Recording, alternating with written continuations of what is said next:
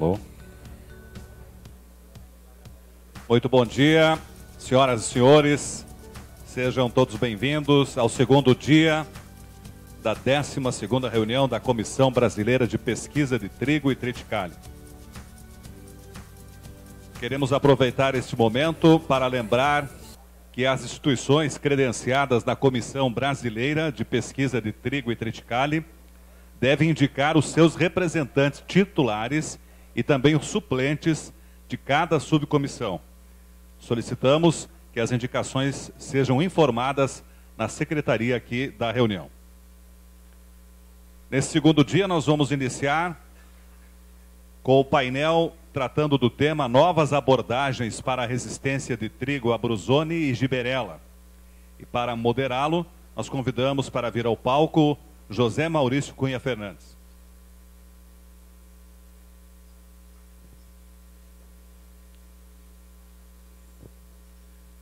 Bom dia a todos. É com muito prazer que eu hoje vou moderar esse painel.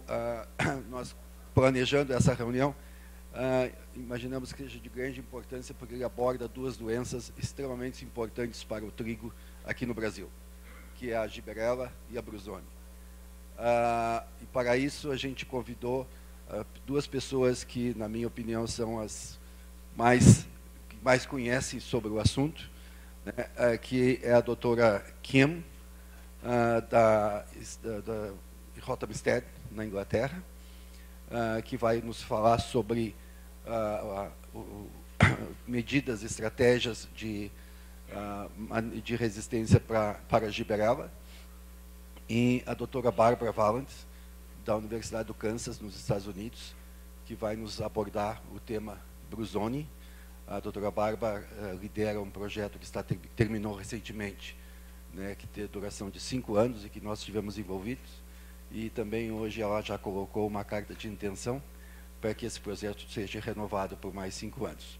Então, não querendo tomar o tempo, né, delas, nós vamos começar agora com a doutora Kim, que vai nos fazer uma palestra sobre o uso de Risc, uma técnica para a obtenção de resistência à giberela em trigo. Doutora Kim.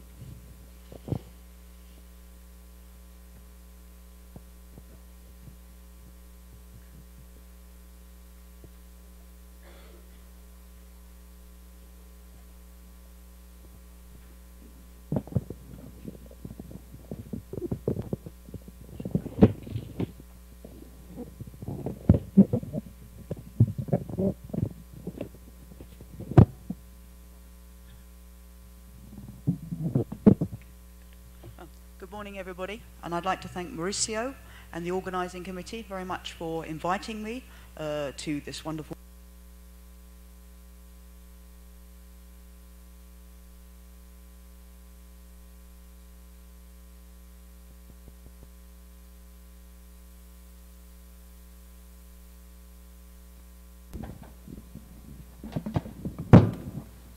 Right, that one sounds live. Good. So, as I said, I'd like to thank Mauricio and the organising committee for inviting me to this wonderful meeting, and I'm very much enjoying myself in Brazil, 4th visit.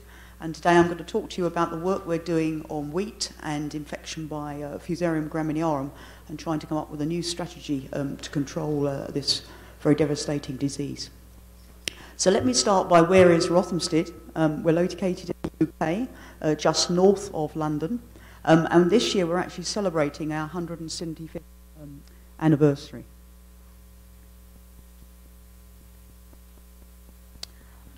So as Mauricio said, we're going to look at ways in which we can control this disease by a new method called host-induced gene silencing. And to do that, we also need to know a lot more via next-generation sequencing about the genomes of the fungi that are here in Brazil, and also whether, in fact, a mechanism involving small interfering RNA is involved in this process. So let's start by where we are on the planet, where we actually have, at the moment, 30% of the land is available for living and growing crops, and already 40% of that land is being used for food production. So it's quite imperative that as the population grows, that we actually use that land more wisely to grow crops more efficiently and more resiliently to feed the growing population. Now in the UK, wheat is our #1 crop, and this is a very typical landscape in the south of Britain. In fact, it looks very similar to the landscape here, except we do have quite a number of hedgerows. Globally, wheat provides about 20% of the calories for the human population, and that's predicted to rise as time goes by. Now, for many of you, I'm sure fusarium is already well known as a problem, not only in wheat, but also in barley, in rye crops, triticale crops, and maize. And it really doesn't matter. These cereal species are right to look worried, because if it's raining at the time of flowering, then you will indeed have spores coming down from above, or you'll have spores coming up from the soil splash dispersed, and all those wheat ears or other cereal heads are very susceptible to infection. Globally, it's now known that 17 species of Fusaria will cause the head blight disease, which is a typical bleaching and premature ripening of the ear, and you typically end up with an orange colour on that ear to indicate that Fusarium is present. And globally, Fusarium graminearum is in fact the #1 species. The grain, instead of being nice and plump, turns out to be very small and shriveled, and is very undesirable for follow-up uses. Globally now, Fusarium. Globally, Fusarium. I think we've lost the microphone here. Is it all right? No, stop.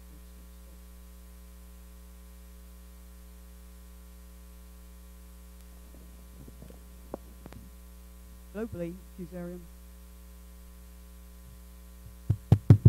Oh, okay. All right, we're there again. Sorry. Globally, Fusarium is a problem throughout the world and is considered to be the #1 floral pathogen. And you can see around the globe where most of the wheat-producing areas are. In all of these, there are years where there are severe epidemics or indeed pandemics across the globe. So I know in Brazil, 2012, 15 and 16 were particularly bad years, often associated with the El Nino years. In Europe, we had major problems in 2008, 12, and 16 because of very wet summers coincident with flowering. And the sort of problems you have is once you have infection by Fusarium, the grain becomes contaminated with a mycotoxin known as deoxyvalinol or vomitoxin. The fungus itself can take away the glutellins from the grain, and therefore you have difficulties making bread. There are various secreted proteins which can interfere with the fermentation process for the brewing or bioethanol industry, which is very undesirable. And then it will also cause feed refusal in a variety of animals and also chickens. So all round, a very nasty problem to clear up once the infections have come into the crop. Just to give you an idea of the scale of the problem, we're in obviously the World Cup, so we've seen many football pitches recently, not as empty as this one. But to give you an idea of the problem for the farmer, he only needs 4 heavily contaminated ears in the size of a football pitch, his wheat crop, to actually go above the permitted levels to enter the food chain in the UK and other European countries. So it's quite strict limits as to how much can enter into the food chain. So the ways of protecting the crop are an interesting mix, but collectively they don't actually lead to effective control. So we tend to think about control could be through plant resistance, chemical intervention, or cultural practice. And all of these, although they are partially effective, they're not giving the complete solution. So our resistance at the moment does not solve the mycotoxin contamination issue. It's very difficult when you're doing a chemical spray intervention to get a very uniform number of ears, and therefore it's very difficult to protect all the plants in the crop. When you're actually coming to cultural practice, removal of all the infected stubble from the previous season's crop is not very good, but what you can do is avoid growing a wheat crop after maize, although in regions where both are cropped, you still will have a high density. And so if you do get that warm, moist weather at anthesis, the crop is very vulnerable. So what I'm hoping in this seminar today is to give answers to 3 of these questions I'd like you to go away with. First of all, how exactly does the Fusarium infect the wheat? Secondly, what sorts of genes, proteins, and metabolites are used by the fungus to cause the disease? And then thirdly, how can we take this new knowledge and actually devise a new robust way to control Fusarium infections. So that's what I'm going to try and lead you through in the remainder of the time. So I've divided the presentation into 4 parts. Firstly, to look at the discovery that we made a while back of the symptomless phase of infection of Fusarium. Then to go through the way in which we discover what genes are required by the fungus to cause this devastating disease. Thirdly, we're going to investigate the actual strains and species that are available to infect the crop in Brazil and explore the genomes of those fungi. And fourthly, looking at this RNA-mediated host-induced gene silencing called Higgs as a new way to try and control Fusarium infections. So there's quite a difference between what we see as the crop becomes infected and what the fungus is actually doing. So here's an inoculation time course from day 3 to day 12, and in the middle these spikes spike slits have been inoculated, and you can see that by about day 5 you're beginning to get the middle of the ear is showing some infection. However, by that time already the fungus has travelled symptomlessly through about a third of the ear. By day 7, about half the ear has been infected, even though you see only about 5 spikelets heavily infected.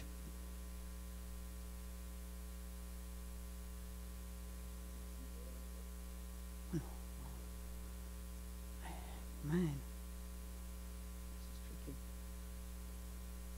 Thank you very much. And then by day 7, about half the ear is infected by the fungus, even though only a few spikelets in the middle are showing the disease. And by day 10, the entire ear is fully infected by the fungus. And what we did was we had a look at the rachis holding these spikelets as to what the infection process was like.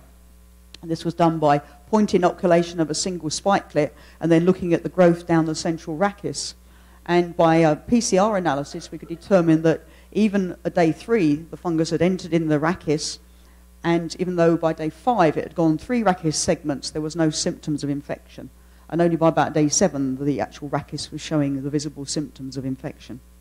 So there is indeed a lot of symptomless infection in individual wheat ears.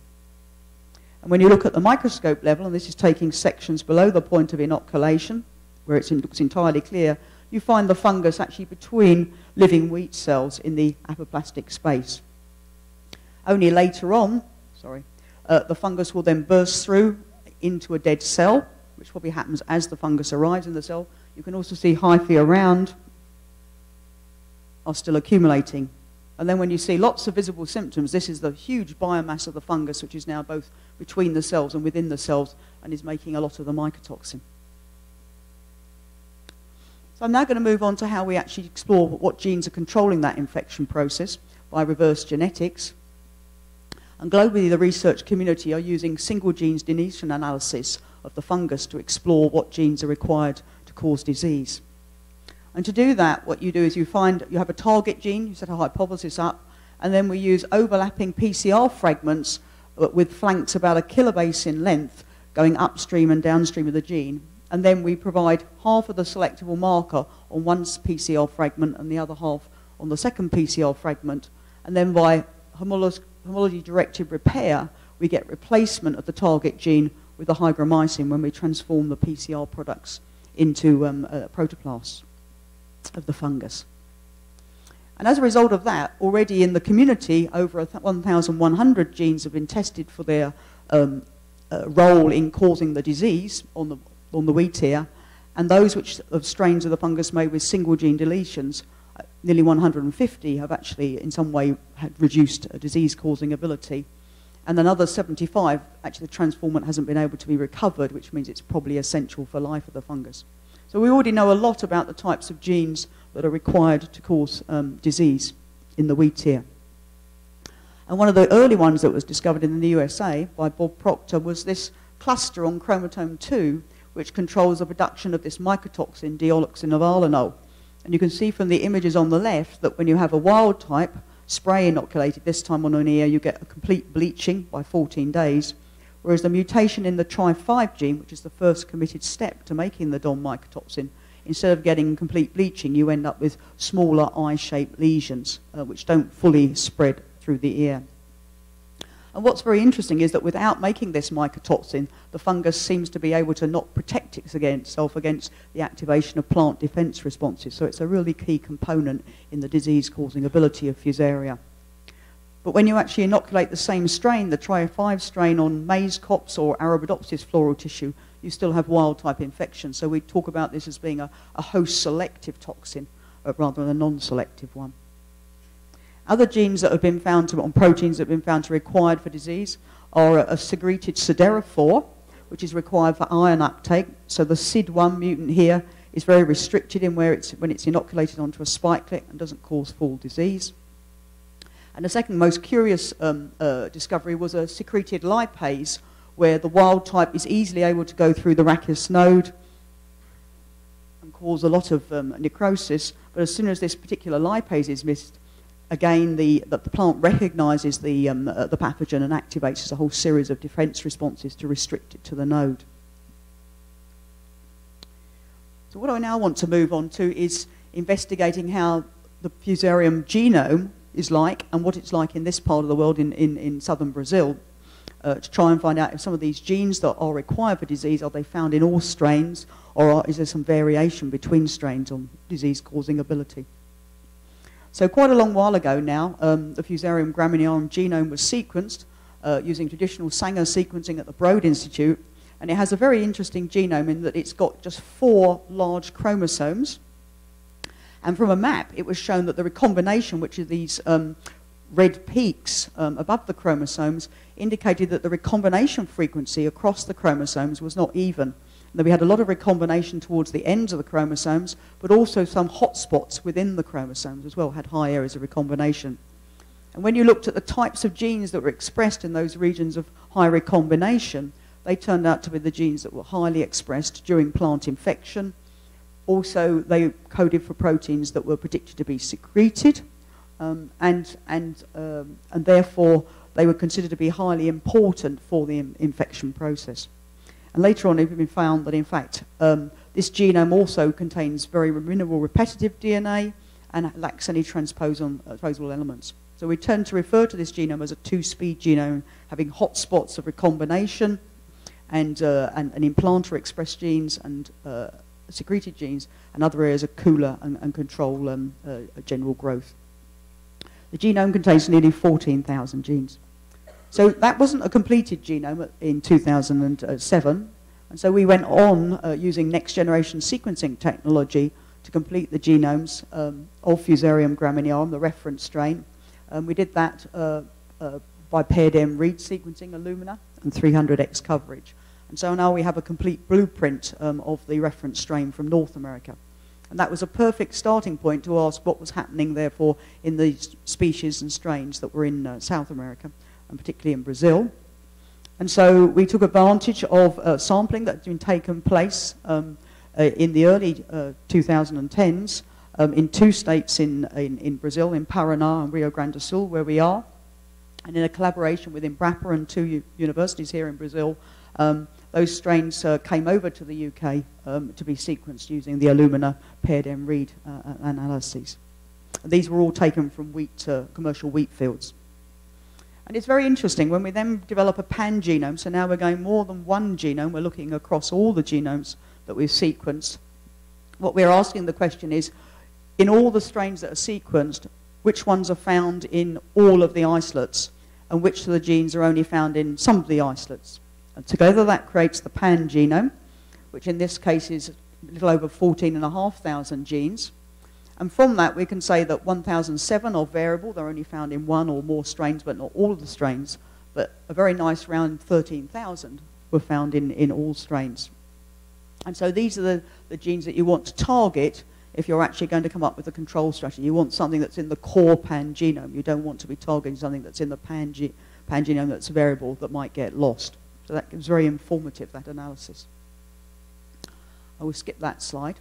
The other thing you need to consider is that in this part of Brazil, it's not just one species of Fusarium that's part of the complex. There are indeed 4 other members of the complex, which account for about 17% of the strains that have so far been sampled out in this area, with Fusarium mertinalis being the second predominant strain causing the disease on wheat. And we've actually then sequenced either 2, 3, or 1 isolate from each of those those species. And what we're looking for there is for our effective control, we must again target down on genes which are found in all of these Fusarium species. So this comparative analysis is very important to find the targets. So I'm now going to move to the fourth part, which is about trying to come up with an alternative means to control the disease. As I said, at the moment, we've really got no overall effective way of controlling it, even by combining these different methods of plant resistance, chemical intervention, or cultural practices. And therefore, we ask the question whether, in fact, a different approach could be used based around host-induced gene silencing, or what's also referred to as trans-kingdom gene silencing. So what's this all about? Well, it's a very conserved mechanism across multiple organisms. It's usually activated RNA interference, as it's also known, where there's either double-stranded RNA or short hairpin RNA are present within a cell. This leads to the arrival of DICER, which will actually clip those RNA molecules into small interfering RNA duplicates. When they're detected within the cell, Argonaut will come by and interact with those small interfering RNAs to make a complex called the Risc Complex. And when that's in place, then if there are any complementary RNAs coming into the cell which match the small sequence associated to the Risc Complex, then they will be cut, and therefore you'll have silencing or splicing of your RNA, and no message will be delivered. So for fungi, the mechanism of Higgs actually is quite well described for fungi that have haustoria. Those are feeding structures that are fed into the plants, the living plant cell. And experiments have been done where double-stranded RNA targeting the fungus genes has either been delivered by a stable transformation of the plant or by particle bombardment. And then once this double-stranded RNA is detected by the plant cell, then the DICER complex will come in place and could snip it into small interfering RNAs, which are then transferred to the plant cell. Or it could be that actually the larger RNA that you've bombarded or transformed in is what's transferred directly into the fungus. And what's nice that this proof of concept was shown between about 2010 and 13 with fungi like Plumeria, the powdery mildew, and the rust Puccinia striformis and tricinata, and would work very well. So we wanted to know, would this type of technology work when you don't have a haustoria-forming fungus like Fusarium, but you do have the advantage that the active front, which I showed you in the symptomless phase, although there's only a small amount of fungal biomass, the surrounding host cells are indeed alive and will be able to activate this type of mechanism against the invading fungus. So in the literature, there was 2 very exciting papers came out, one in 2013 and the other in 2015, where they are actually looking at Fusarium graminearum, even in an Arabidopsis system, or on the wheat ear, where they were targeting particular genes in the fungus. So the paper on the left was done by a German group where they were targeting the cytochrome P450 enzyme involved in steroid biosynthesis. And I think you can see in the data there, which was done on leaves, where you actually have wild-type Arabidopsis, you get good infection and leaf lesions, which are slightly pink in colour, and as soon as you actually have silencing of this CYP51 steroid demethylase gene, you end up with less disease. Whereas the group in China, they targeted the chitin synthase gene, creating transgenic wheat plants. Here we have a benchmark of SUMI3 showing a good level of natural resistance to the fungus.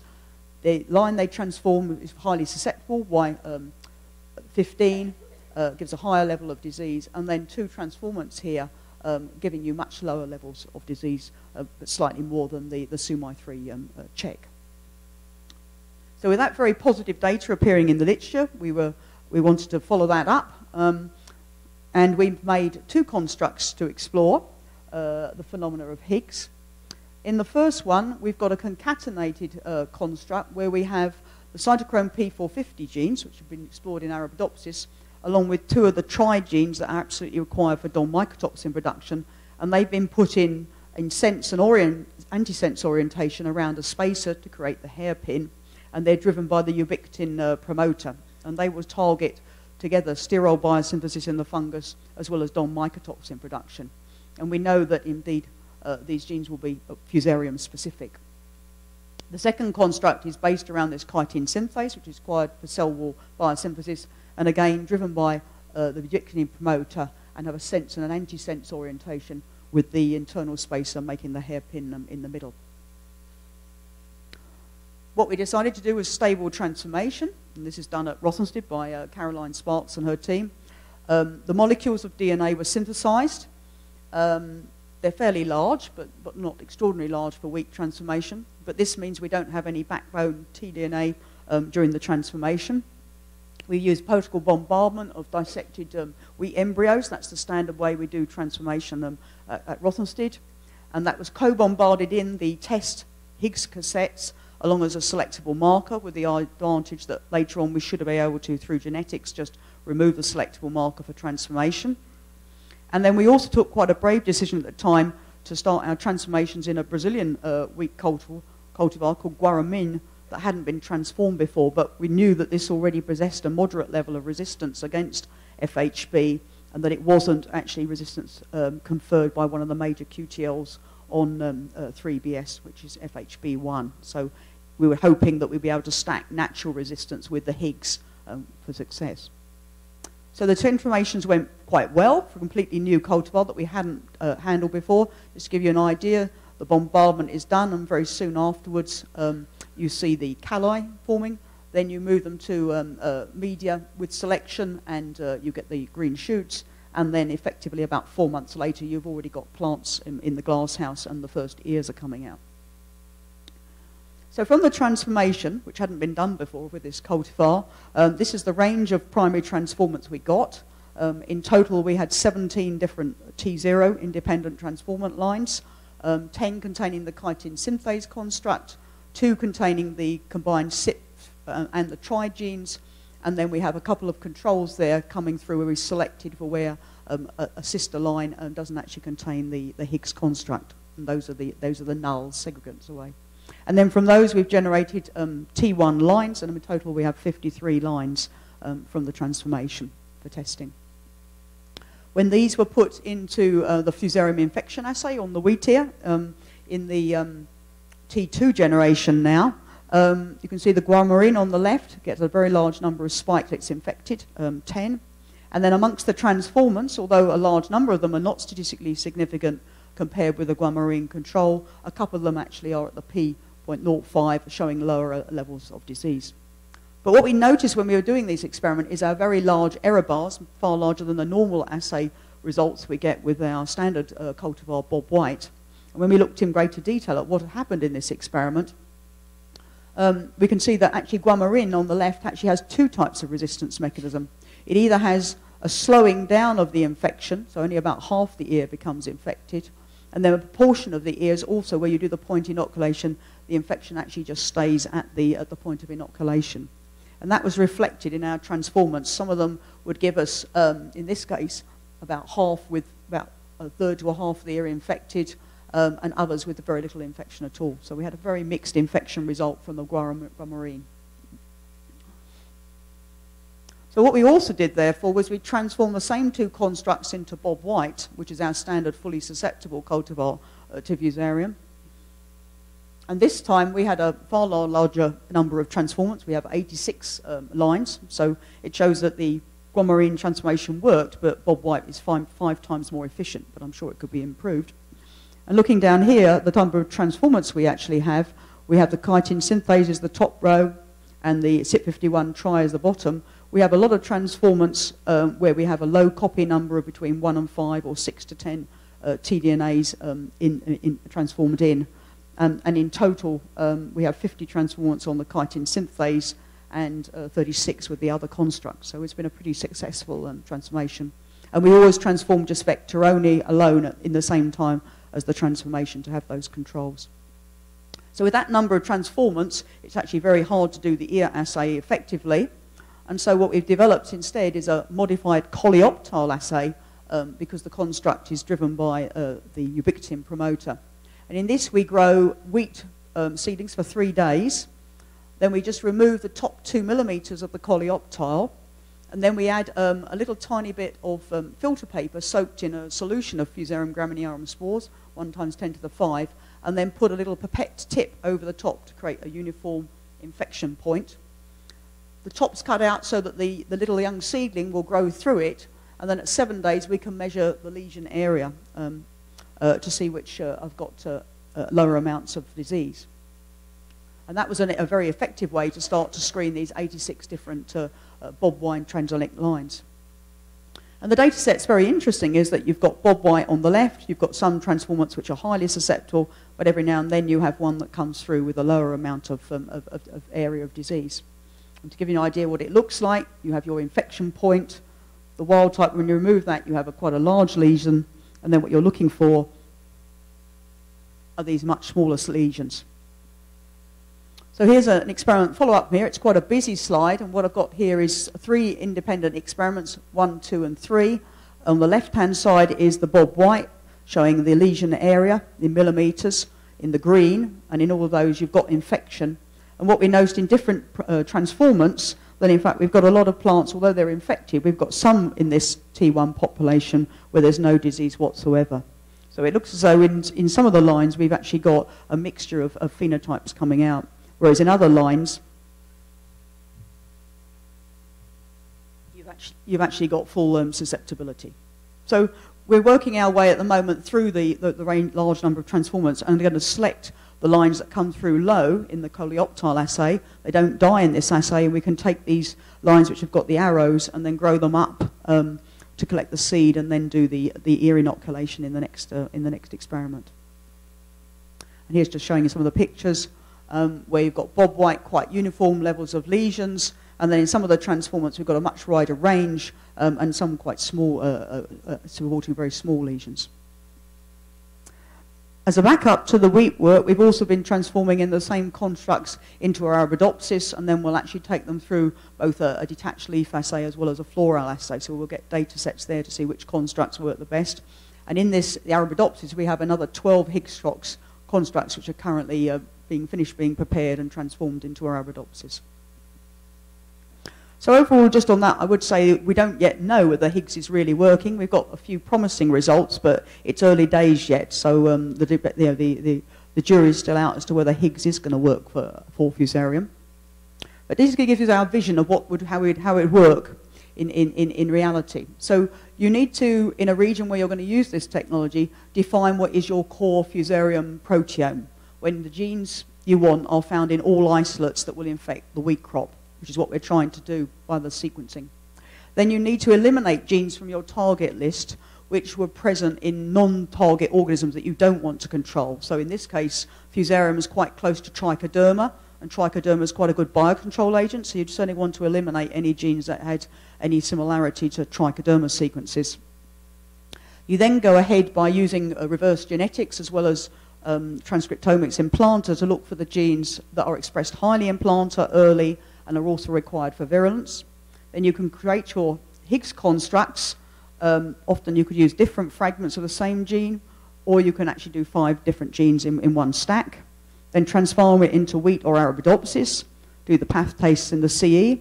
If the stack works, then they could go on to field evaluation. If the stack's not as good as you would like it to be, you take it back and refine it further and go back through this circle.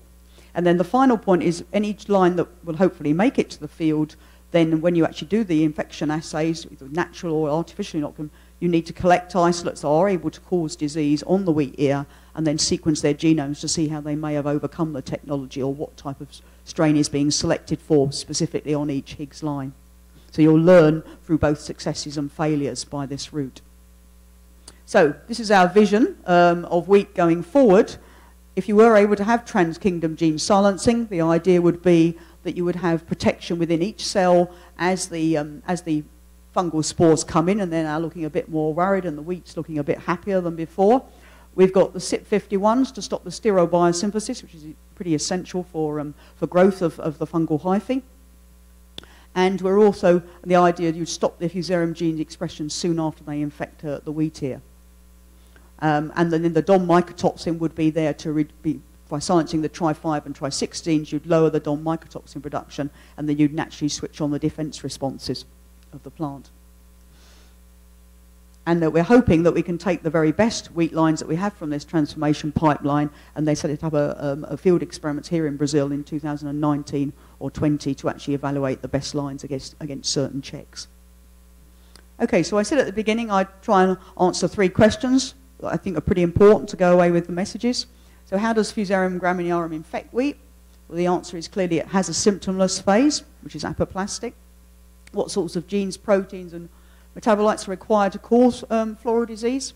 These are mainly residing within the apoplast of the interaction.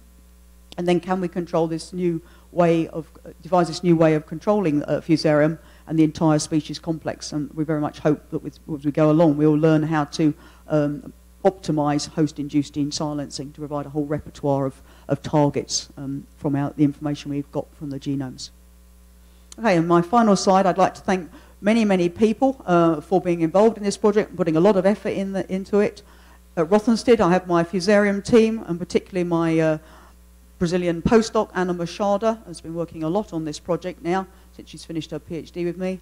We have a lot of organizations involved in putting together the sequences of the genomes and assembling them, and then I have many colleagues now in Embrapa here and at 2 universities as part of this project. So thank you very much for your attention, and I'm happy to answer any questions during the discussion period.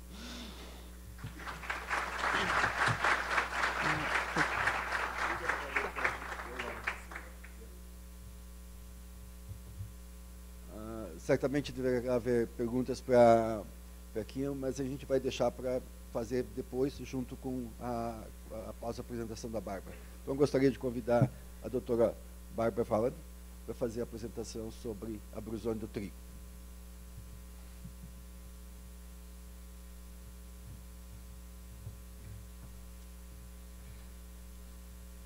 Thank you.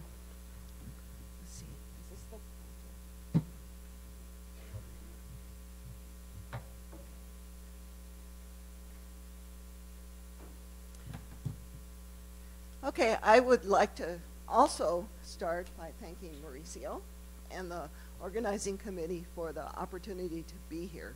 It's been a really great experience, and I'm very happy to learn more as well as to talk to you about what we've been looking at with Brusoni for several years now.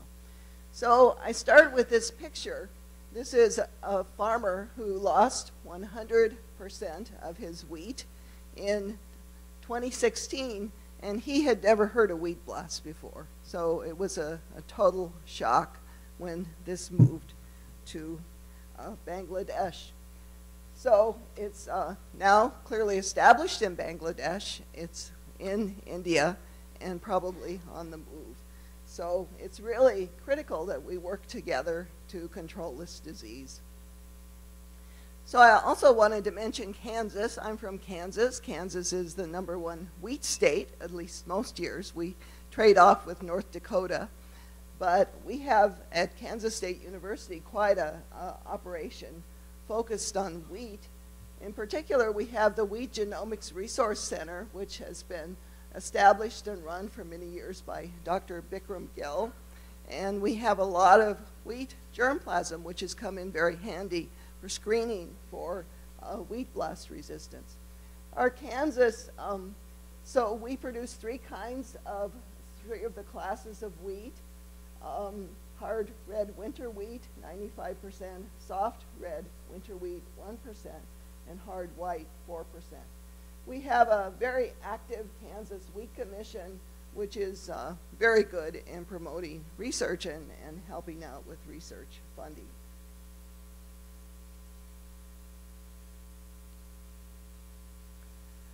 So we've been working on wheat blast since 2009. And we have had 2 competitive grants that have funded this research. So the original group involved Kansas State University plus the USDA Agricultural Research Service. Dr. Gary Peterson in particular has been a key member. And our partners in South America are Embrapa and ANAPO, which is a soybean and wheat growers association in Bolivia, and Capeco in Paraguay. So we were able to continue this project with our core group plus new partners. So for example, here's Biotrigo Genetica, Kansas Wheat Association with its own company, the Heartland Plant Innovations, and quite a few other cooperators. Oops, sorry. Okay, so rice blast is an ancient disease. Okay, sorry. Okay, I'll focus on the microphone. Okay, so rice blast is in. Oh, good.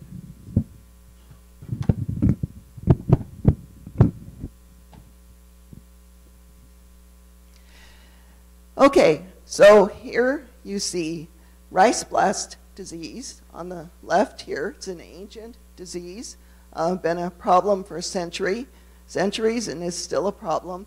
And here is wheat blast, which is an emerging new disease. So Magnaportha oryzae is divided into host-specific pathotypes. And not to be confused, most people refer to the fungus as Magnaportha oryzae, but it has a second name, Pericularia oryzae. And so you'll see both referred to. So the oryza pathotype causes rice blast disease, and it causes symptoms on all above ground parts of the plant, so that's different than Fusarium graminearum. And it also causes panicle blast here. And you see that the neck of the panicle is very susceptible, and if you get infection there, it totally blocks grain fill. So rice blast is found in all rice growing regions. We've identified around 100 major resistance genes, and by major resistance genes, what I mean is they have an all or nothing effect. So they're really good in the field. The community has actually cloned over 25 of those genes, so they've been identified, and we have them available to work with. However, the problem is that the rice blast fungus is able to defeat and overcome these resistance genes within 2 to 3 years of introduction to the field. So it's a highly variable fungus, and it's still often controlled by fungicides. Okay, to contrast, as you know, the wheat blast is caused by the Triticum pathotype, which was identified here in 1985. It spread within South America, now in South Asia. So far, we have one partial resistance gene, and this is the 2NS gene, which is located on a translocation from Aegilops ventricosa. And so, as you know, control with fungicides can be unreliable.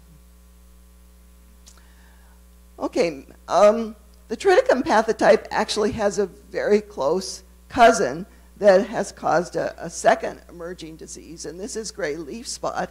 And this was first identified in Pennsylvania in 1992, and it's really an important problem on golf courses in the US. So it causes leaf symptoms such as you see here. The interesting and important thing for us is that some mole strains already infect wheat, although they're not as aggressive as the Triticum strains. Okay, so this is a family tree, and it's based on whole genome sequencing. So there have been hundreds of Magnaportha strains that have been sequenced now.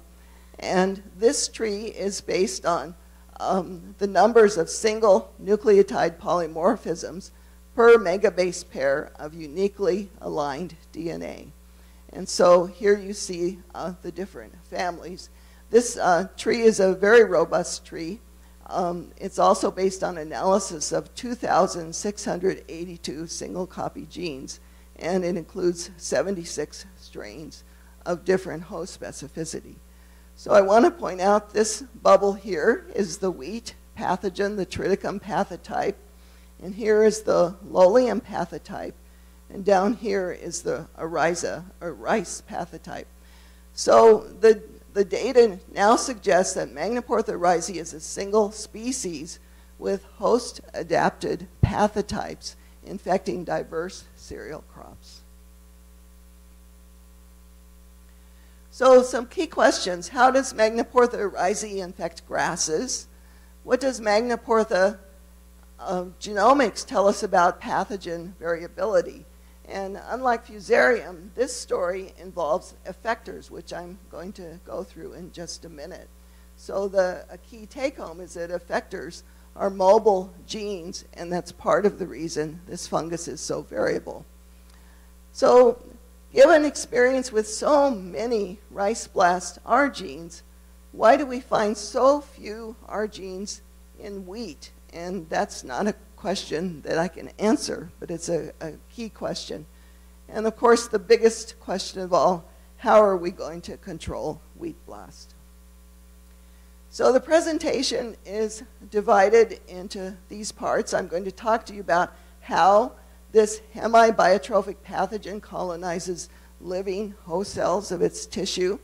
I'm going to talk to you about a new reference genome for the wheat blast fungus and pathogen comparative genomics and what that tells us.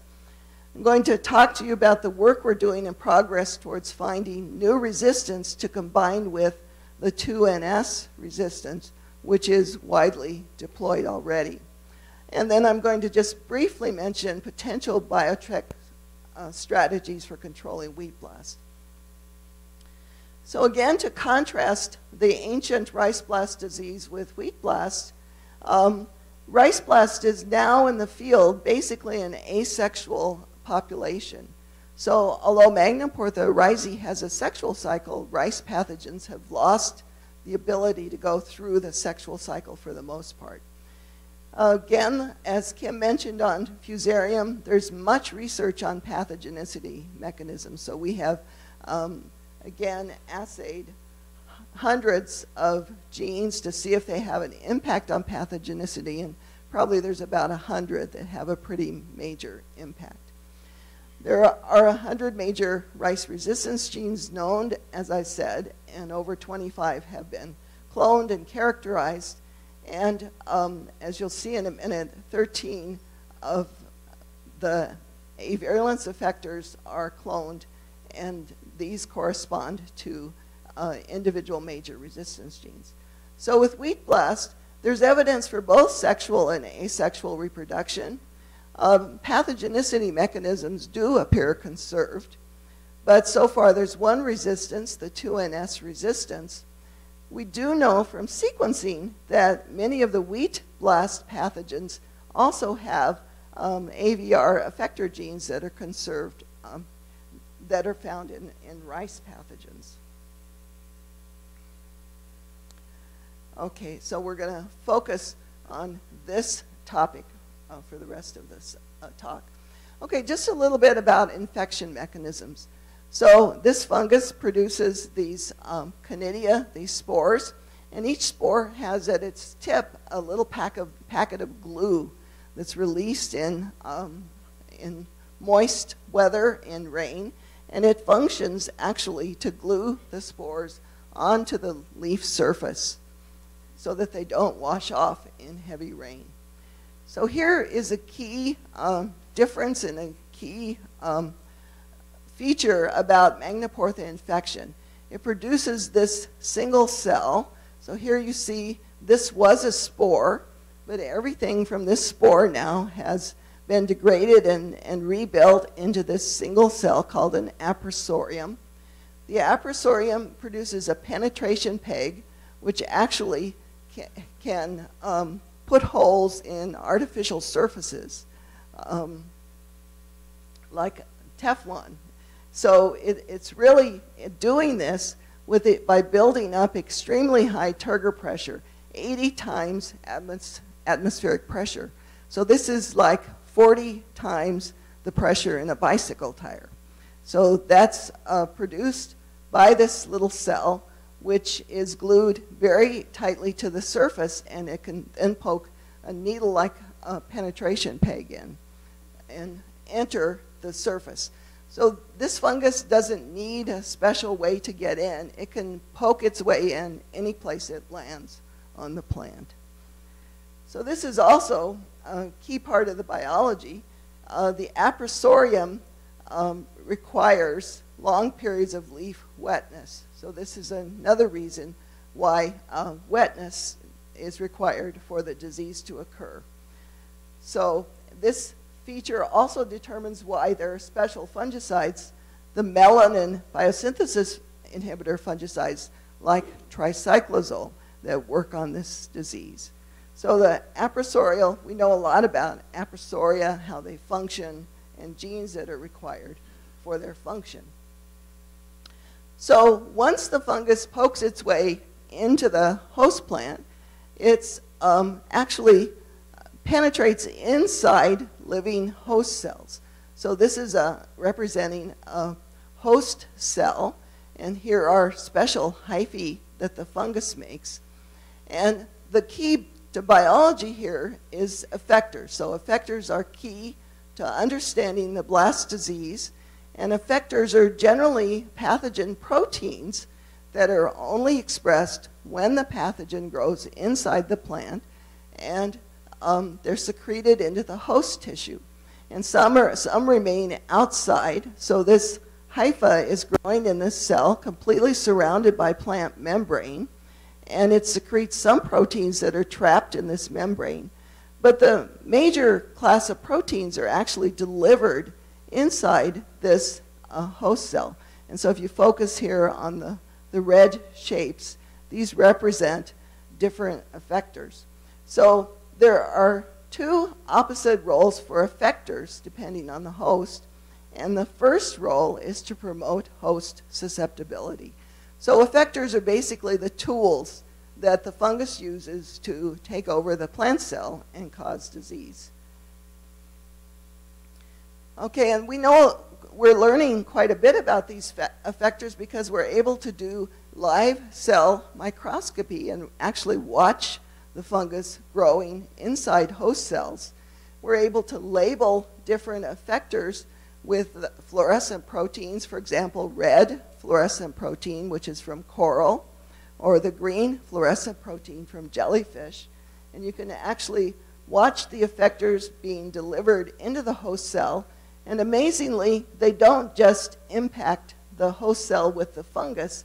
These effectors move through the plant's natural communications channels, the plasmodesmata, to affect all of the surrounding cells and turn down the defenses so that the fungus now has an easier time to move. So the fungus basically, to summarize a lot of biology here, it grows and fills up the first host cell, and then it moves into all of the surrounding host cells, progressing from cell to cell and repeating the whole process. So that's how infection occurs.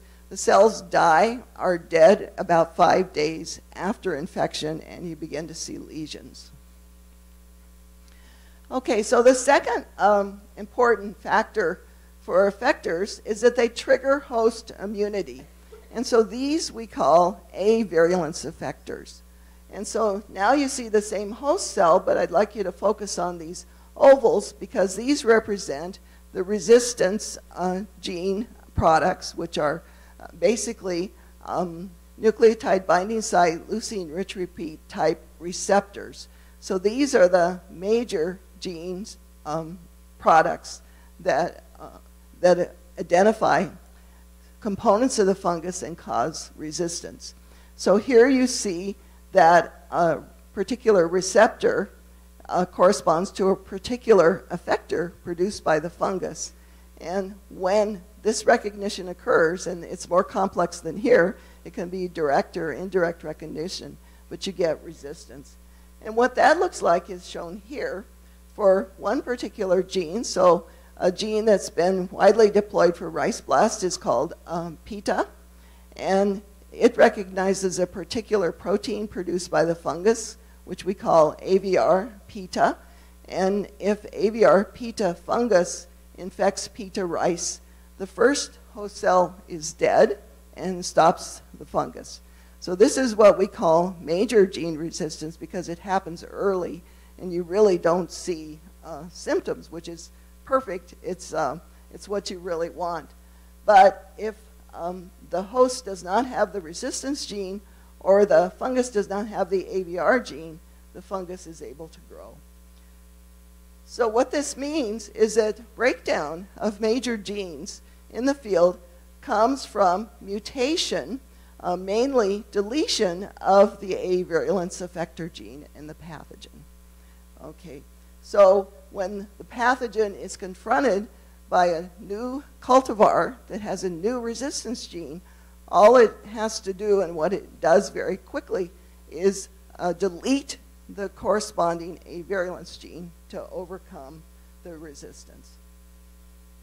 So pathogen A virulence effector genes are key to Magnaportha biology. They determine rice cultivar specificity.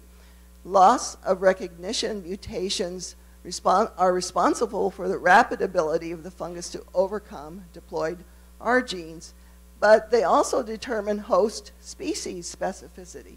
So this has led to a directly relevant, interesting story where, in fact, a wheat blast probably happened in Paraná due to loss of a single AVR-R gene interaction, which caused a host jump, maybe from Lolium species or others, but our data shows it coming from Lolium species to wheat. So this work was led by Dr. Yukio Tosa at the University of Kobe in Japan, and it's really a beautiful story that was published last year. The Lolium strains with the A virulence gene, PWT3, don't infect wheat that has the R gene, RWT3. However, in Paraná in the 80s, wheat lacked the RWT3 R gene, and strains with the AVR gene could infect it because the R gene was gone, and the strains appear to have subsequently lost AVR gene function to infect all wheat lines. So that's our current picture of what happened and how you get host jumps.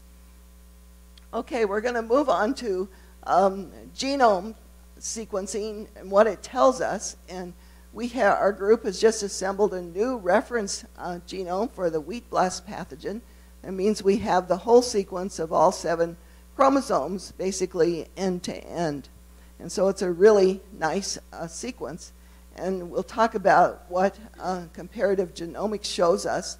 So this is our team, was led by Dr. Sanjin Liu, who's actually a corn geneticist, genomicist, and here are 2 postdocs who contributed to that. But what you see here is a very complex picture where you see outside the reference genome, and then we see different aspects of the genome. So one thing I want to point out here is that these are all effector genes that are labeled in the center. And effector genes are often located at the chromosome ends. So that's true of rice pathogens too. And that's actually an interesting place. Kim mentioned the 2-speed genome, in which effectors or secreted proteins that are expressed in plant cells are often in regions of high recombination. So chromosome ends are regions of high recombination. So effector genes in the wheat pathogen, first of all, we can say the wheat pathogen has most of the same effector genes we've studied in rice pathogens. It has a few more that we haven't seen before. They're often located at chromosome ends or on many chromosomes. So this fungus has,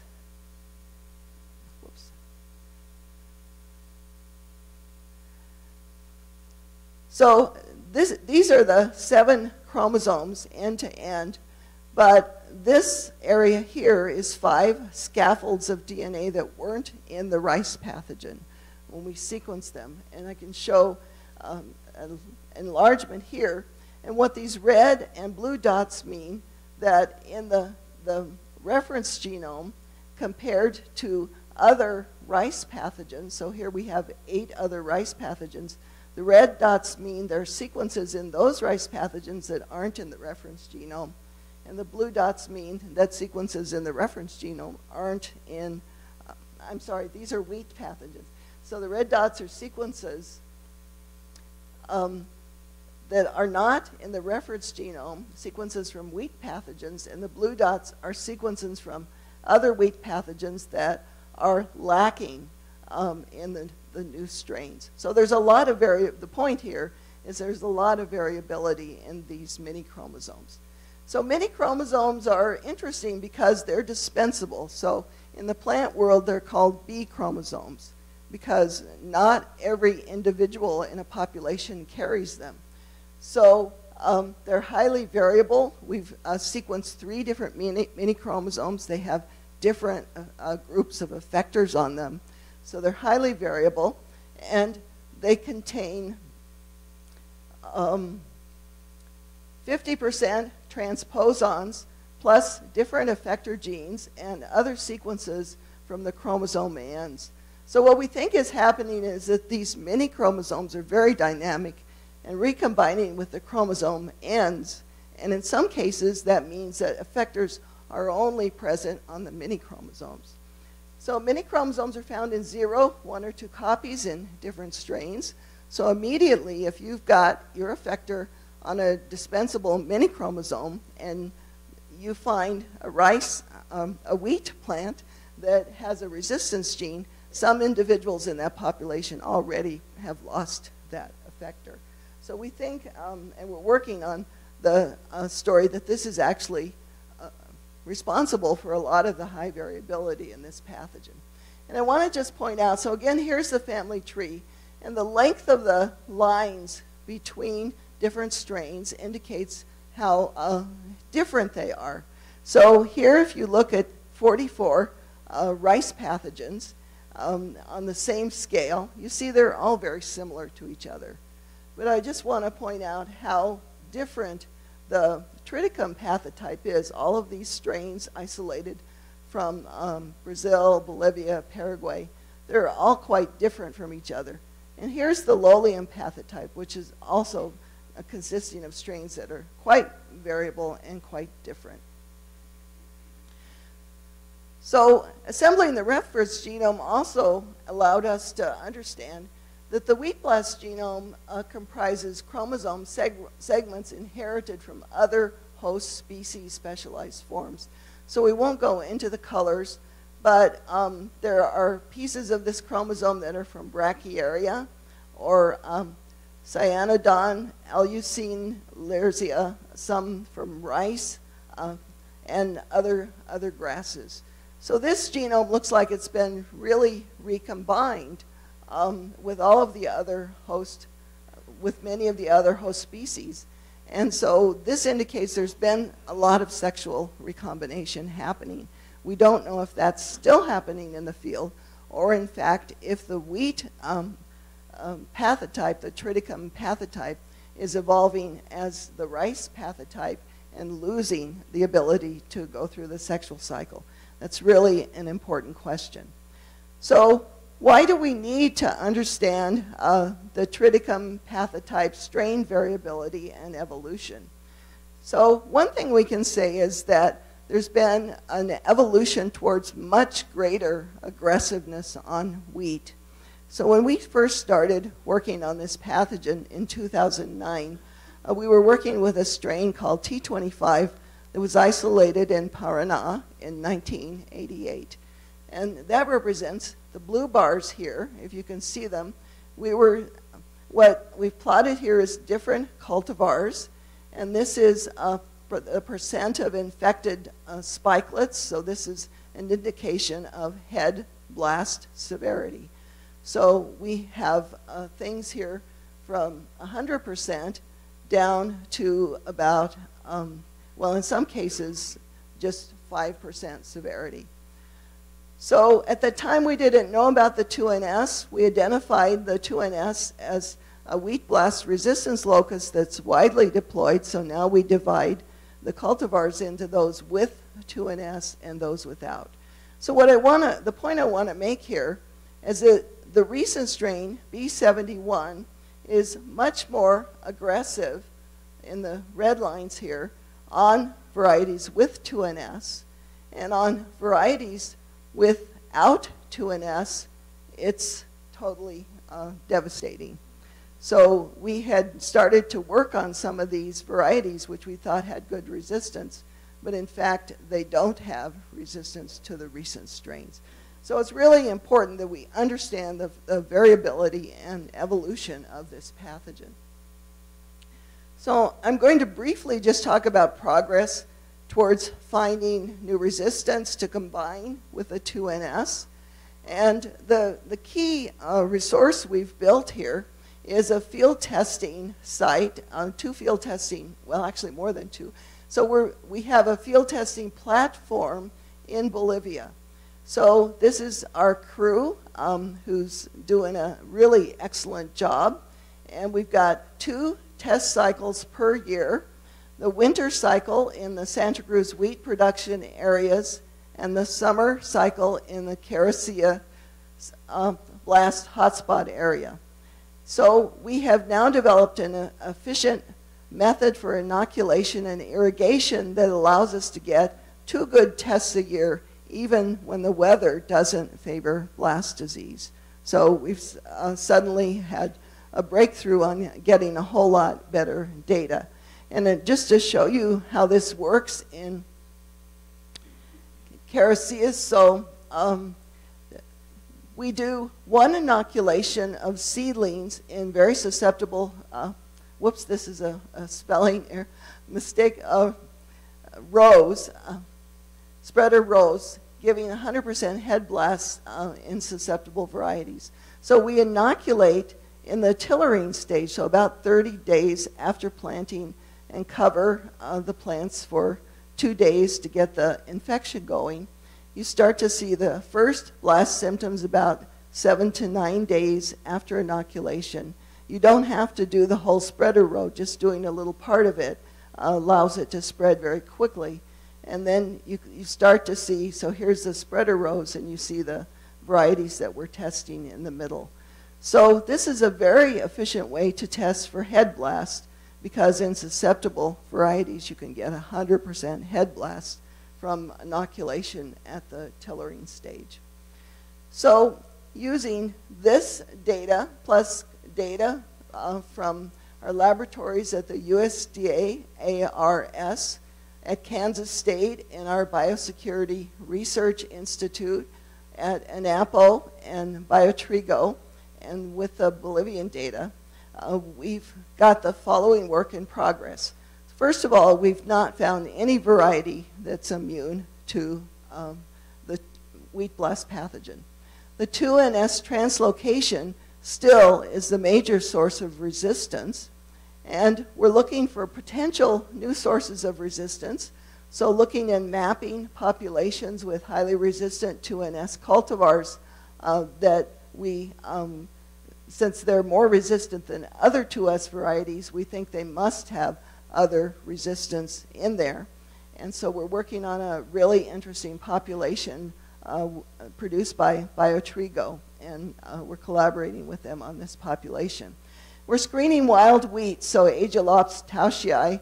We're screening emmer lines, parents of an Akinov nested association mapping population.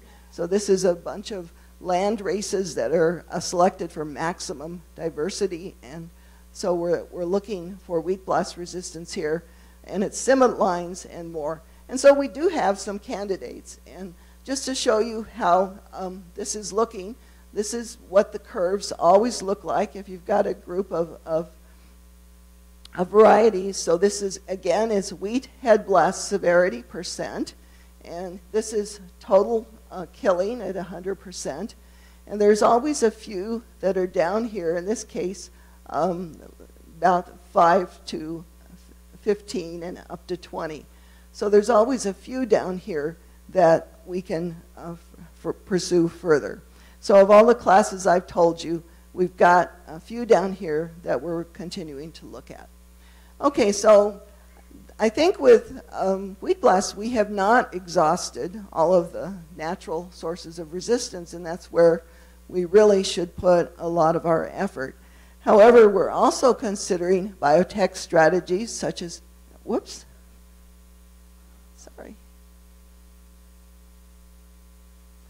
such as Kim has talked about. So one thing we're doing, because we know a lot about AVR effector genes in the wheat blast pathogen, we can predict which rice R genes should work if we transfer them into wheat. And so we've put a lot of work into one particular R gene, and I have to say the results aren't really encouraging right now. Another strategy is to look for host genes, so wheat genes that are required for the fungus to cause infection. And these are known as susceptibility genes. So this is a strategy that we're going to pursue. However, at this point, we don't have any major susceptibility genes with a huge effect. We're also looking at Higgs and now testing it in rice. So Kim and I worked together to put together this slide to compare the two systems. So, of course, we have very similar symptoms, but as you see, very different strategies to get those symptoms. So with Magnum portha, one major difference that's good for us is that there's no mycotoxins known. And of course, with Fusarium, the mycotoxins are a major, major threat. And they're also, in some cases, important for infection. So that's a big difference between the two systems. For Magna portha, it has this pressure-based penetration through the outer plant surfaces.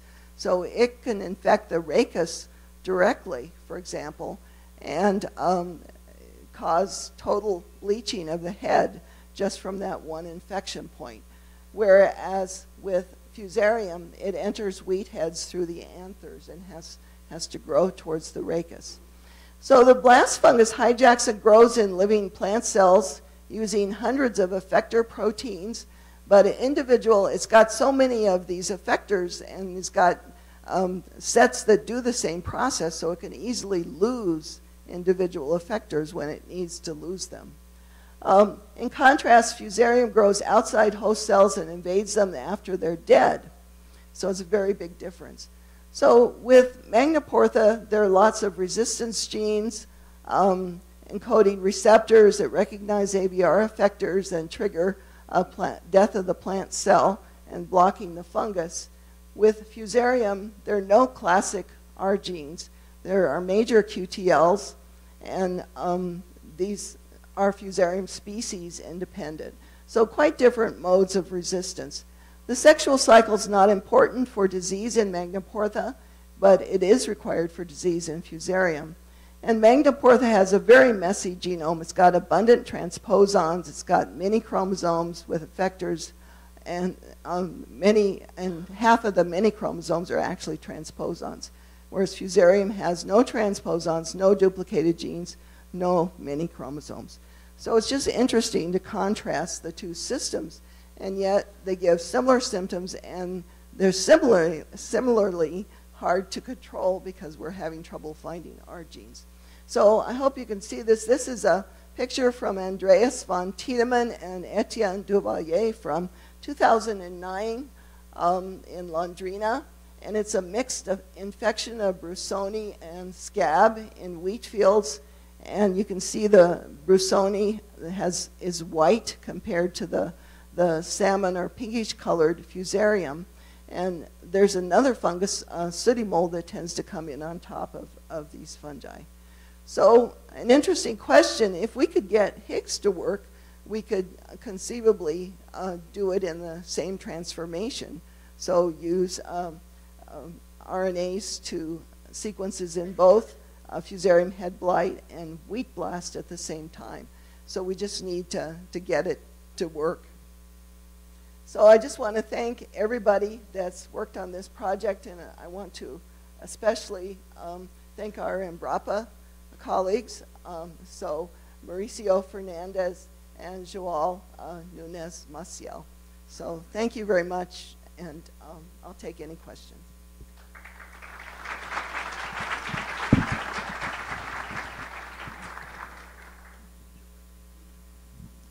You can sit there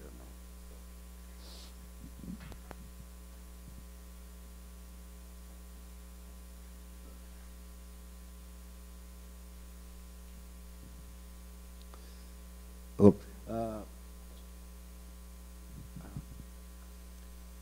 Nós vamos precisar os headphones para...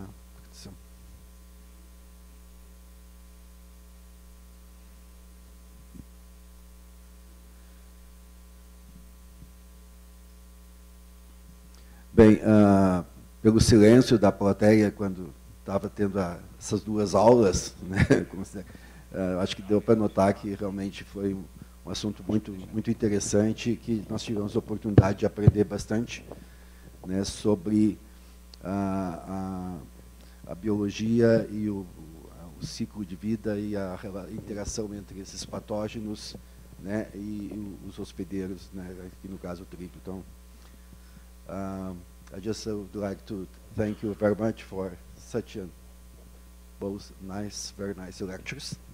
We learn a lot, okay, and now we are open for questions, or they're going to have the headphones so that you can get the translation.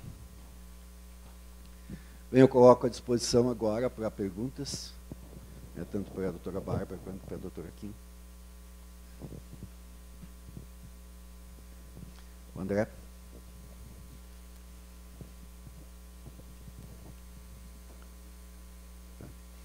Eu gostaria que quem for fazer a pergunta ficasse em pé para que pudesse... To make in English first, from one for each. From Barbara, if you just could tell, I think the audience would be interested to know what is the status of disease in Asia today. We know it has arrived there, but has gone far. What is the perspective? A pergunta para ela era como é que está a Bruzone na Ásia, se ela puder explicar onde está. E for Kim, I would like to ask, what is in Europe today? What is done when you have dawn on grain? What is done with that? A pergunta para ela é quando tem problema de micotoxina nos grãos na Europa, o que o pessoal está fazendo com esses grãos? Thank you very much. Two nice talks.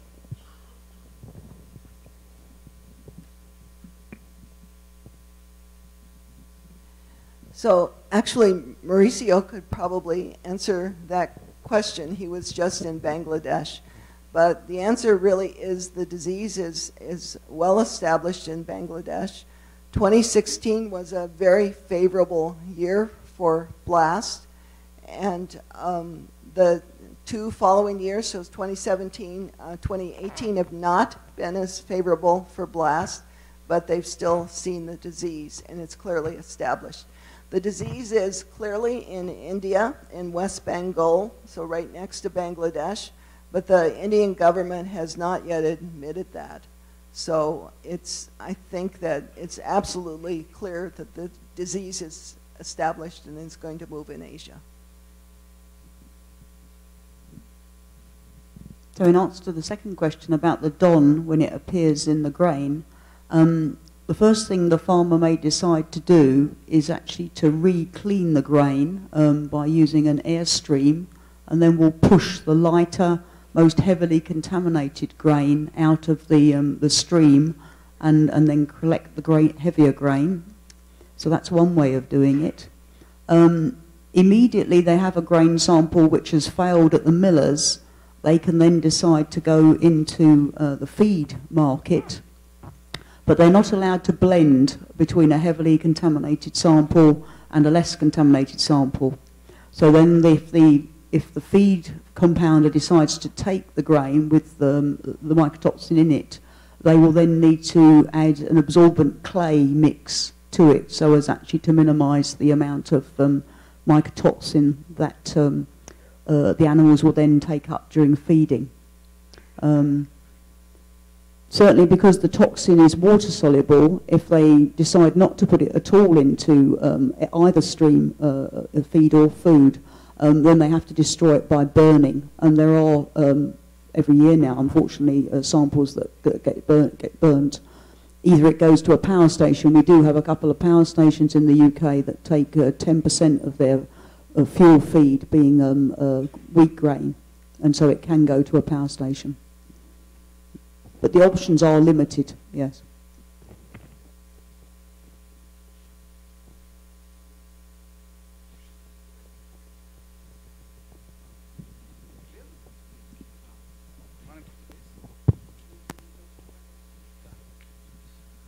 Bárbara e Kim, muito obrigado pela palestra. Eu tenho uma pergunta para Kim. Nós participamos de uma cooperativa agrícola e temos moinho de trigo. E toda semana, ou semana sim, semana não, nós recebemos telefonemas da indústria alimentícia, dos nossos clientes, de food industry. Eles perguntam se nós utilizamos trigos transgênicos. Muitos dos nossos clientes estão atualmente fazendo testes para detecção de proteínas transgênicas nos lotes de farinhas. Sim, a resposta a gente sempre responde que nós não temos trigo transgênico. Eventualmente, não é o nosso caso, mas eventualmente essas indústrias alimentícias têm encontrado alguma transgenia nas cargas de farinha, devido à contaminação com milho e soja transgênica dentro do processo das indústrias. E a gente tem falado, então, que realmente o trigo transgênico não é cultivado no Brasil.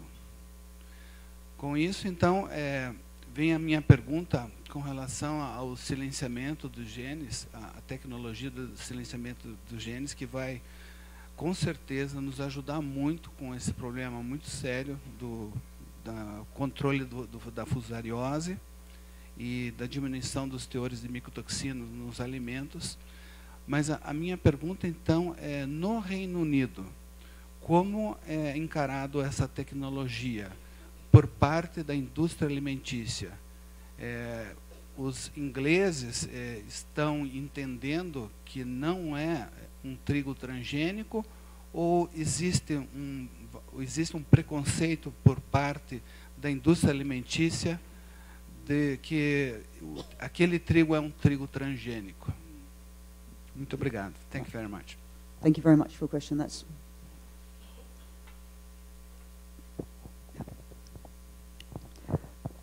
So, in the UK, the Higgs technology would definitely fall underneath the legislation for GM, because we're providing a transformation event. But where it's different is that we're not actually going to be making a protein. There won't be any protein made because it's based on small interfering RNAs, which means when you've harvested your grain, and you won't actually have a signature for the testing to pick up. You may end up with the gene will be present, but there isn't any protein resulting. So for the industry, it's a sequence which, if they had a contamination with the fungus, they would find that sequence, because we're actually going for a fungal gene. We're not going for a foreign plant gene. So they can either find that gene because the fusarium's naturally in the grain, or it's come from the transgene. So hopefully, we talk to various food companies and also the green lobby in the UK, and they're actually very excited by this technology because there won't be the problem of an external protein. Therefore, the issues over allergies by people bringing in a foreign protein will not exist. And so although it will be covered by the legislation, they actually think that within the industry and for consumer acceptance, it's got a much higher chance of being accepted and going through, because it's a needed trait. The mycotoxin is a major health hazard when people understand what's going on. And some years we lose thousands of products off the supermarket shelves through mycotoxin contamination, right at the point of sale. So there will be concerns, but I think it's this lack of the protein being produced which will actually be a winner here. Thank you.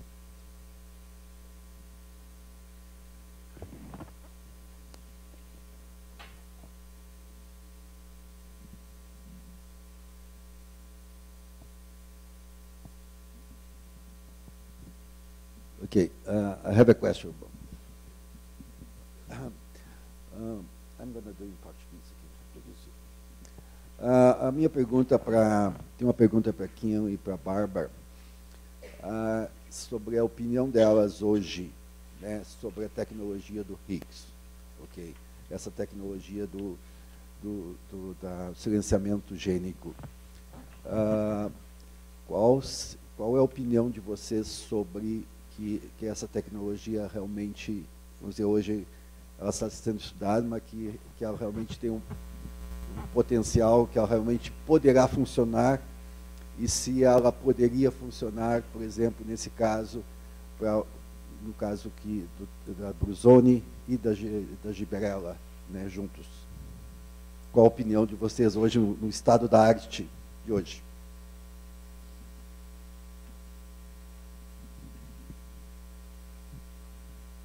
Well, at the moment, with our data, I would say that the jury's out. We're going to have the next year exploring both our wheat transgenics and our Arabidopsis lines to see what fraction of each of the independent lines give us lowering amounts of disease.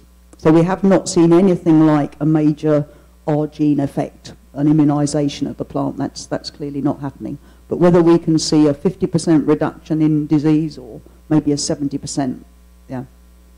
But I don't think it's going to be completely clean from the technology, from so far the data that we have.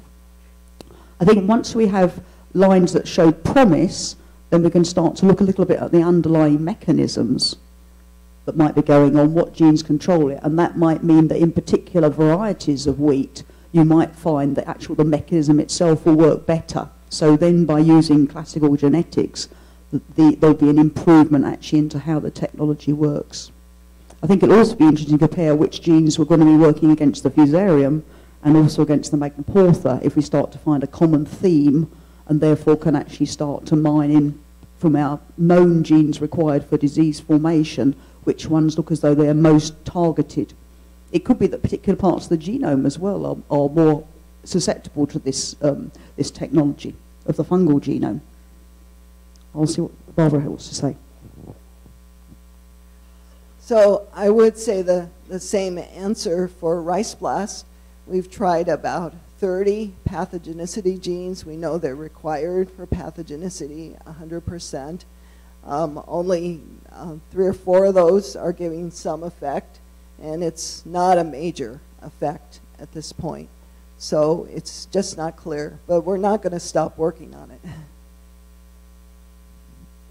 But I think the size of a stack that you can introduce, there would be no problem if genes could be found that will work against one pathogen and they happen not to be working in the other pathogen. We can just make a mixed stack which will target 50% of the genes will target the Brusonia and 50% will target the Fusarium.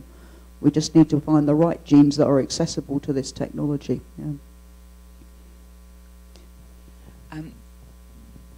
Eu teria uma pergunta também.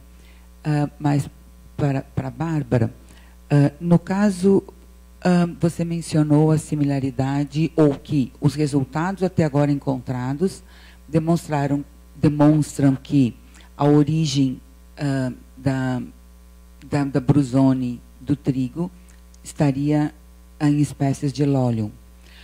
Ao mesmo tempo, eu te pergunto o que tu sabes sobre as similaridades também entre braquiária, entre a Brusone da braquiária e do trigo. Se tens alguma informação, porque se escutou que dentre centenas de espécies que se estava avaliando sobre similaridades entre a Brusone que ataca essas espécies e a do trigo, a da braquiária seria a mais similar à do trigo. Então, eu gostaria que tu falasse um pouquinho a respeito.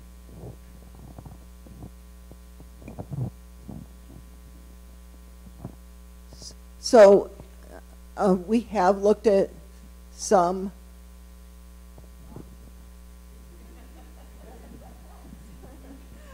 Okay, we have looked at some Brachiaria strains, and they're not as similar as the Lolium strains that we've looked at. But it's possible still that some of the wheat pathogen. So I don't think that the wheat pathogen that happened in Paraná was from a single strain. I think multiple strains jumped, and that's part of why it's so complex. And so there could be contribution from Brachiaria. The thing I also want to say is that there are some hosts which we call universal suscepts, because most of the lineages, the host-specific lineages, will go to that host. And it makes sense because our current picture of Magnaportha is that it's kind of a generalist on grasses, but it's prevented from going to certain hosts by these avirulence effectors. And it's not many of these genes, so it can easily, a strain can easily lose avirulence effectors and jump to new hosts. So I think with the wheat pathogen and all of the other host-specific forms, there probably still is a lot of recombination. Whereas rice, the rice pathogens and also the Soteria pathogens, which are ancient, the rice pathogen is believed to have jumped from Soteria over 7,000 years ago in China, where they were cultivating both crops. And both of those are more isolated from everybody else, in part because they've lost the ability to go through the sexual cycle. But with wheat, it's a whole different story because there's still probably recombination. And it's complex. So I can't say absolutely that it came only from Lolium, but we know that interaction was identified in Lolium.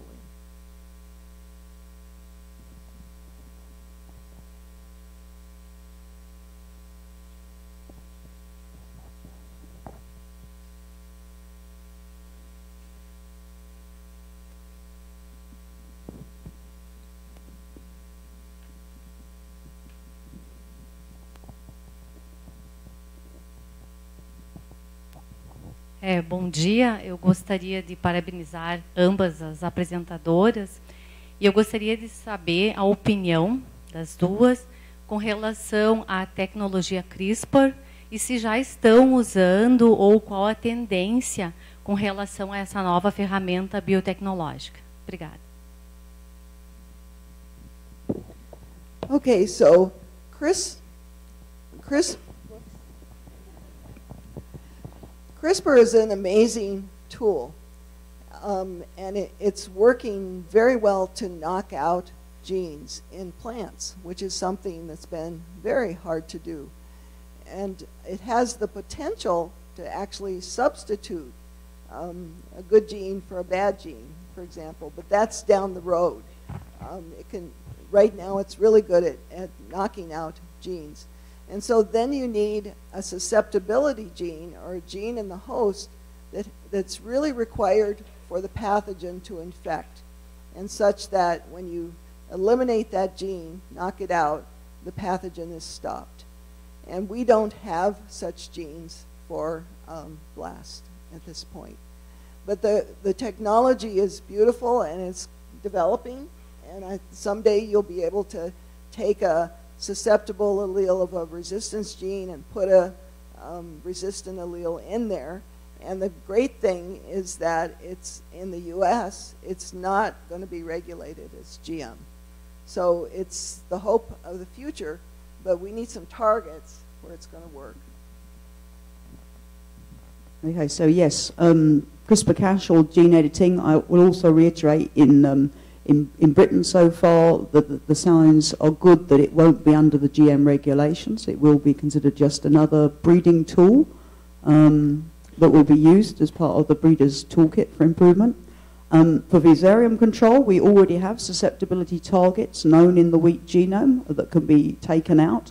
And one gene editing project is already underway at the John Innes Centre to take out a susceptibility lockets, which is nearby the semi-dwarfing gene RHT2, which is part of the Green Revolution, and that now is quite clearly shown to be required for Fusarium to infect. We're also at Rothamsted working on a gene that controls fructan biosynthesis in the wheat plant and that also appears to have a role in Fusarium infection. So if we remove that gene, we'll hopefully see less disease. We've done it by a virus-induced gene silencing and see a significant reduction. So I think the promise for wheat and Fusarium to remove susceptibility loci is probably in the near future. The gene editing technology has already been successfully shown by a number of groups around the world to work for wheat, using it in a number of ways. So that, I think, is going to come on stream fairly quickly for Fusarium reduction.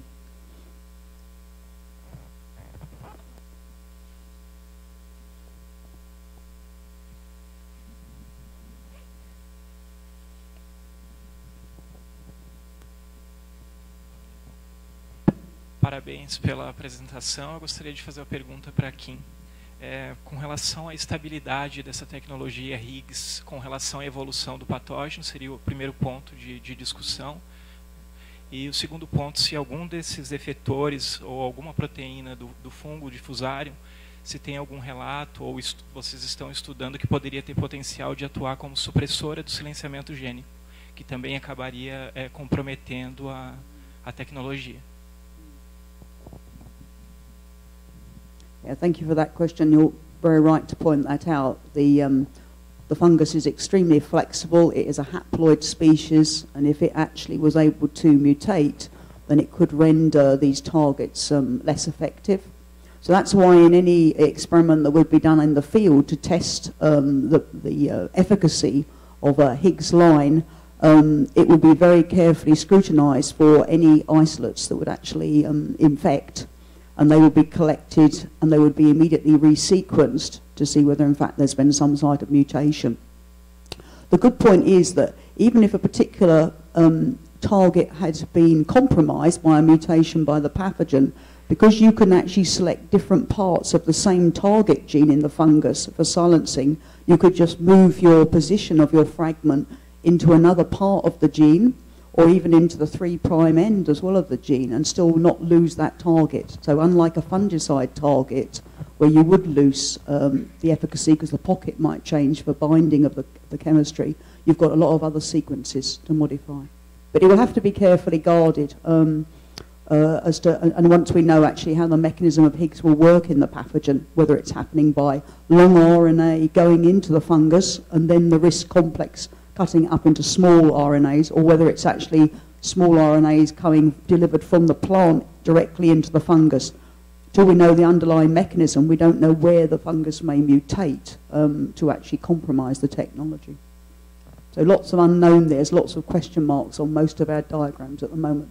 But by isolating the strains from the field and resequencing, which is very quick and very cheap, then we'll get the pattern that will come out and in different regions see what happens.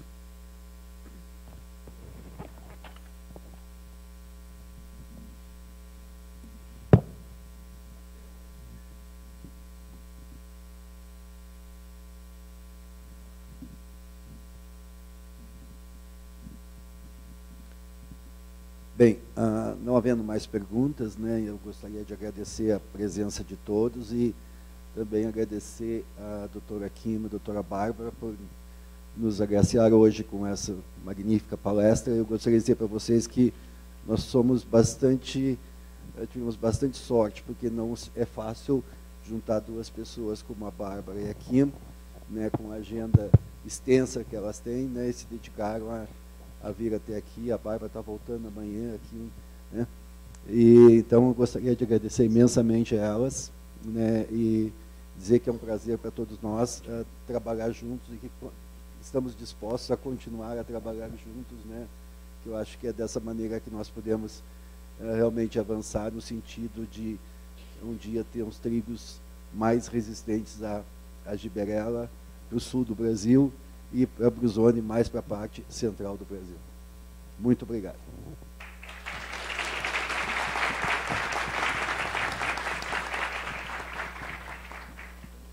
Bem, nós agora teremos então um intervalo de 30 minutos para o coffee break e logo em seguida voltamos para o segundo painel da manhã de hoje.